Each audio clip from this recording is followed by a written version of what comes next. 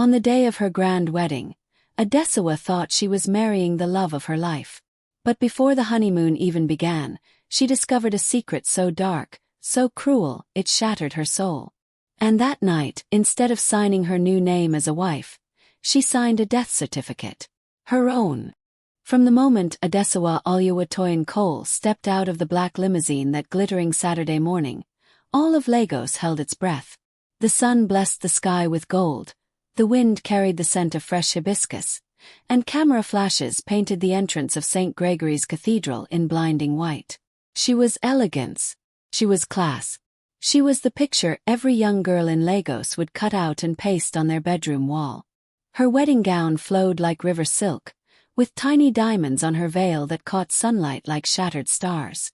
Guests whispered her name in awe. "See as she fine. This one is the real queen of Lagos now. Her husband-to-be is truly blessed." On that day, everyone believed Adesawa was walking into a fairy tale, but she already knew the truth. She knew the story would not end with, "and they lived happily ever after." In fact, she knew she might not live at all. Because in just a few hours she planned to die. Not by accident, not by fate, but by choice. And the man who pushed her to this edge was the same man waiting for her at the altar. Just 2 years earlier, Adesawa was not the woman everyone envied. She was a simple 24-year-old interior designer from Benin, working in a small but classy studio in Lekki Phase 1. Life was modest but peaceful. She had dreams of owning her brand someday, dreams of a family, dreams of real love. Then he walked into her life. Billionaire Cole, Lagos' most desirable billionaire bachelor. CEO of Cole Empire Holdings. Educated in London, polished like royalty, and handsome with a smile that could melt the hardest steel. His presence was like warm honey, slow, sweet, and dangerous. Her first encounter with him was accidental. She wasn't even looking for love. His company had hired her office for a mini interior project. When she entered his boardroom that day, she saw him for the first time, leaning over a document, sleeves rolled up, wristwatch sparkling like it held its own universe. "Miss Adesawa, right?" he asked, lifting his head. His voice was smooth, with confidence dipped in velvet. She nodded. "Yes, sir. If your talent is half as graceful as your presence," he smiled, "then we will work well together." Those words became the first thread of a web she did not know would trap her. Days turned into weeks, and business meetings turned into brunch. Brunch turned into dinners. Dinners into late-night drives along the Lekki Bridge.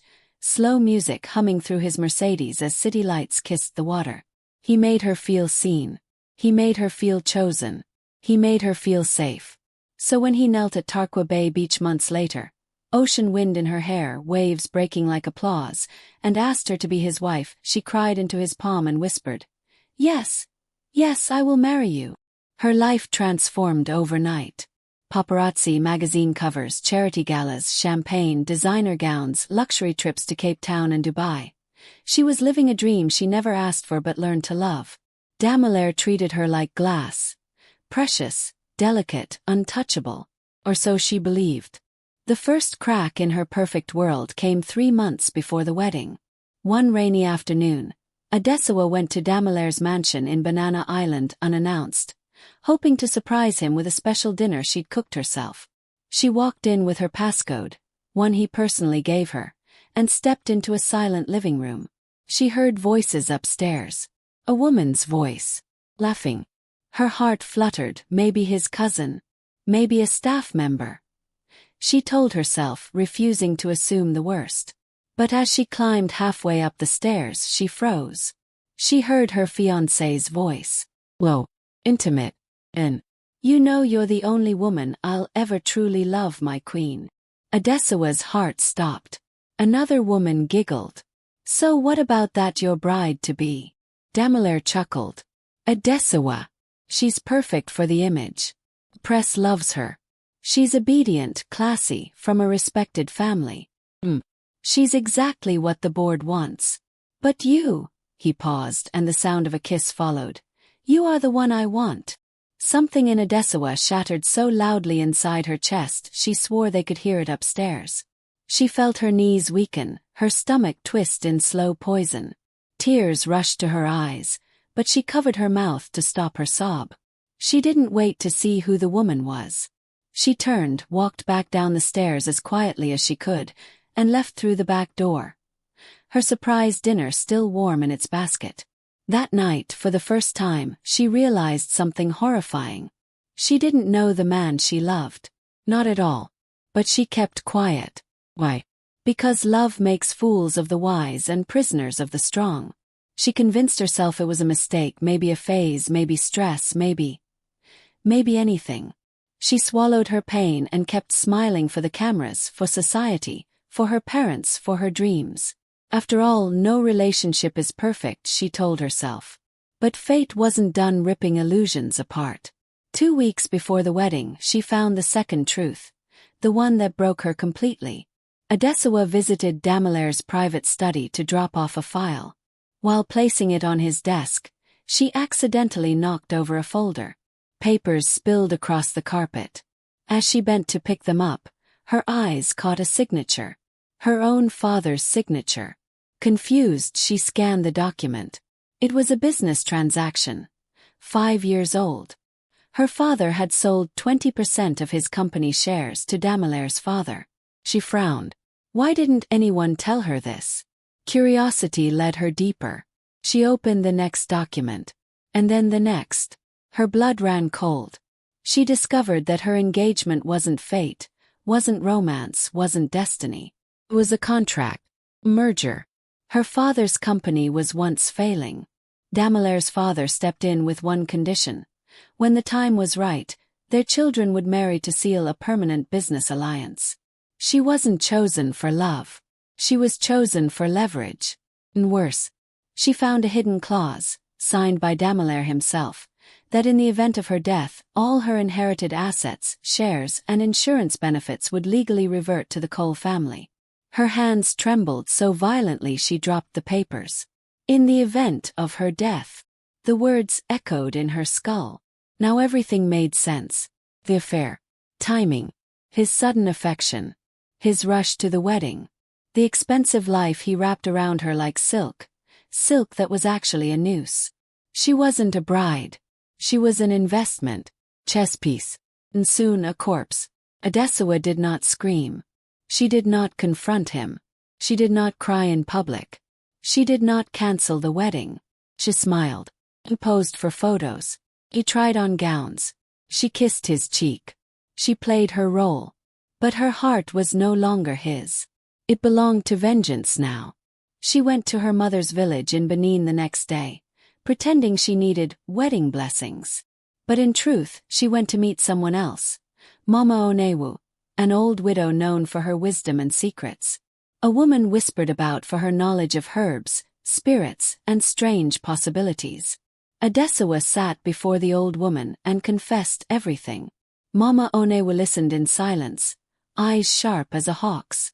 When Adesewa finished, the old woman said only one sentence. If the hunter wants you dead, child, let him attend your funeral. And so, a plan was born. A dangerous plan. A plan that required courage, secrecy, and sacrifice. A plan to fake her own death. To vanish. To let Damilaire believe he had one. So she could return, not as his wife, but as his judgment. The wedding day arrived. Guests filled the cathedral. Cameras rolled. Flowers lined the aisle. The billionaire groom smiled for the world. But the bride, she was already gone. Her heart had died days ago. Only her body was left to play the final scene. She walked down the aisle like an angel with a secret, knowing this was not the beginning of a marriage, but the beginning of war. All she needed was the right moment. And when it came, the world would gasp. Because before sunset, Adesewa Oluwatoyin Cole would be dead. And Damilaire would have no idea that she killed her old self only to come back for him. Alive, hidden, watching, and ready. The reception lights sparkled across the ocean view terrace of the Eco Hotel, Lagos. Music thundered, champagne flowed, and laughter danced in the humid air. Adesewa smiled for the cameras, yet her palms were cold. Beneath the satin of her gown, a heartbeat raced against time. At midnight, while fireworks crowned the sky, she slipped away. Her driver, one of Mama Onewa's distant nephews, waited behind the hotel. In the car, she removed her diamond veil and replaced it with a plain black scarf. Her eyes hardened. Inside her purse lay a vial of clear liquid. The old woman had called it Omi Ipa Ibanage, the water of false death. It would slow her pulse, cool her skin, and place her body in a sleep so deep that even a doctor could mistake it for death. Adesawa took a shaky breath. "When I wake up," she whispered, "I will no longer be his bride." She swallowed the drops. Minutes later, as she returned to the dance floor, her vision blurred. The music grew distant. She saw Damelaire across the room, laughing with the same woman she had once heard upstairs, Yemi, his business assistant. Their hands brushed. Her last image before darkness claimed her was that smile on his face, the smile of a man already celebrating victory. Then she collapsed. Screams filled the hall. Cameras flashed. Damelaire rushed to her, shouting her name. Paramedics were called. But by the time they reached the hospital, Adesawa was declared dead. The news broke Lagos before dawn. Billionaire bride dies on her wedding night. 3 days later, the city stood still. Her funeral was broadcast on every station. Thousands lined the streets. White doves were released into the gray sky. Damelaire played the grieving widower flawlessly. Tears, black suit, trembling voice. Cameras caught him kissing the casket. But what no one saw was the faint smirk he gave when the coffin closed. Beneath the marble vault, however, the coffin did not hold a body. It held a breathing woman hidden beneath herbs that masked her scent. After nightfall, Mama Onewa's men exhumed the box and carried it deep into the mangroves beyond Badagry. There, Adesawa opened her eyes to a new world. She lived quietly in the old woman's compound for weeks, recovering, watching the world believe she was gone. On social media, tributes poured in. Damelaire posted sentimental quotes, became a national symbol of tragedy, and within 2 months, his company's value tripled. "He's milking my death," Adesawa muttered one evening, scrolling through her hidden phone. Mama Onewa gave a slow nod. "Then milk his truth, my child. Find what he fears the world will know." 6 months later, Lagos buzzed again. Coal Empire Holdings announced a massive merger with foreign investors. At the gala unveiling, a mysterious new event planner named Adiz Omaruyi appeared. Short wig, darker skin tone, new accent. No one recognized her.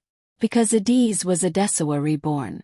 She moved through the hall like a shadow, collecting whispers, eavesdropping on boardroom gossip. Damelaire had changed. He looked thinner, nervous, guarded. But it wasn't guilt, something else haunted him. That night, while setting up decor in the VIP suite, she overheard voices. One was Damelaire's. The other, deep, commanding, older, belonged to Chief Tund Cole, his father. "You've done well, son," the chief said. "With Adesawa gone, the inheritance from her father's company is ours. But remember, the investors from Dubai want full control. We can't afford emotional mistakes again." "Yes, sir," Damelaire murmured. "And the girl Yemi, keep her quiet. If she talks about what happened that night." Adesawa's heart slammed. "What happened that night?" She leaned closer. "We did what had to be done," the chief continued. "Your wife's death was necessary for this family's future." Adesawa covered her mouth to stop a gasp. It wasn't an affair gone wrong. It was murder planned in boardrooms. Her fake death had saved her from a real one. Adesawa began to dig deeper. Disguised as Adiz, she gained access to Cole Tower's security office. There she found surveillance archives, footage from her wedding night. The video revealed everything. After she collapsed, Damelaire hadn't called the ambulance immediately. He had made a private call first to his father. Minutes later, a man from the family's medical team arrived and declared her dead before proper examination. They were ready with paperwork, pre-signed insurance forms, and a transfer authorization of her inherited shares. Her death had been orchestrated. Adesuwa's eyes burned with tears. For the first time, she realized Damilare might have been just a pawn. The real puppeteers were his parents, especially the chief, a man who saw love only as currency. "So he never loved me," she whispered. "No," Mama Onewu said later, when Adesuwa showed her the footage. "But now he will fear you. Because ghosts don't play by mortal rules." The Cole family threw a grand masquerade gala to celebrate the final merger. Ministers, celebrities, foreign investors, all attended. Adesuwa, still in disguise, volunteered as part of the event coordination team. Beneath her gold mask, vengeance simmered. At midnight, when Chief Cole took the stage to toast the new empire, the giant LED screens behind him flickered. And click. The footage from the security office appeared for all to see. Gasps filled the hall. On screen, Damilare kneeling beside his dead bride whispering, "It's done, father." Another clip showed the chief signing documents labeled Inheritance Reallocation Agreement. Chaos erupted. Guests shouted. Journalists grabbed cameras. The chief froze. Damilare turned pale. And then, through the double doors, Adesuwa entered. No mask now, only the glow of truth around her. Every eye in the hall widened. "That's impossible," someone screamed. "She's dead." Damilare stumbled back. Adesuwa." She stepped closer, voice steady. "You wanted a perfect bride, Damilare. Now you have a perfect ghost." The crowd parted as she faced them all. "These are the people Lagos called respectable. They plotted my death for money. But greed cannot bury truth." Police officers, already tipped off by her anonymous emails, stormed the hall. The chief tried to run, but reporters surrounded him. Yemi, trembling, confessed everything. The Cole empire crumbled before dawn. Weeks later, headlines blazed. Billionaire heiress alive. Cole family faces trial. Damilare was sentenced for conspiracy and fraud. His father, the chief, lost everything. Adesuwa's father, broken by guilt, retired from business. The empire built on lies turned to dust. But Adesuwa did not rejoice. Some nights, she stood by the lagoon, watching reflections of city lights ripple over the water. Vengeance had given her justice, but also emptiness. One evening, Mama Onewu joined her on the pier.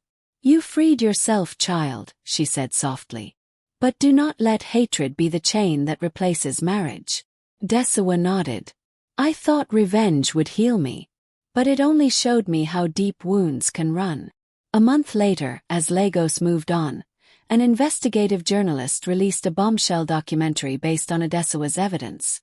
Yet within the footage was one shocking, never-before-seen clip, a hidden recording from years earlier. It showed Chief Cole and Adesuwa's father signing the original contract for the arranged marriage. But the camera angle revealed something else. Damilare's mother standing behind them, whispering instructions. And beside her, another woman. Mama Onewu.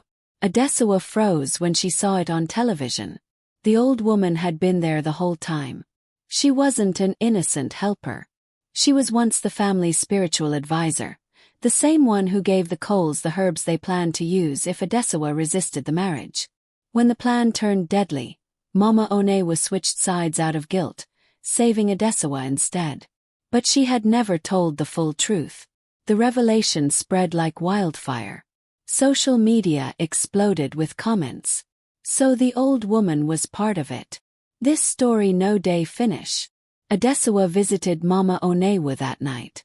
The old woman's eyes were wet. "I sinned, child. I helped create the monster that almost consumed you. Saving you was my only redemption." Adesuwa took her hand. "Then we are both survivors of the same lie." 2 years later, Adesuwa opened a foundation for women trapped in abusive or manipulative relationships. She named it Rise from Ashes. The logo, a white dove flying over fire. During the launch event, a journalist asked, "Mrs. Cole, do you forgive them?" She smiled gently. "I forgive, but I don't forget. Forgetting lets monsters hide again. Forgiving frees me to live." As the audience applauded, the camera zoomed out. capturing a woman who had been a bride, a ghost, and now a voice for truth. Speech balloon moral. Power without conscience is poison. Love without honesty is a trap. And sometimes to save your life, you must first bury the version of yourself that was too afraid to fight.